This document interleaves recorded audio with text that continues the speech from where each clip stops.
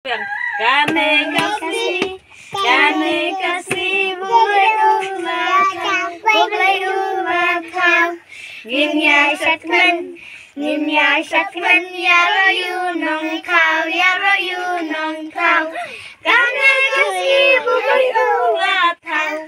Ngin nhai sát men iaroh yu nong kau Kane kasih boleh ulah kau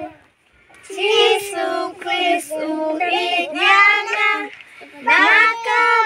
berberpipah Ibarit ilong jong langit kot pentwan mau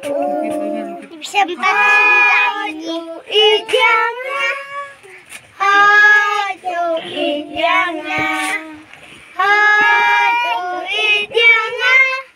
Kapai beli Asha.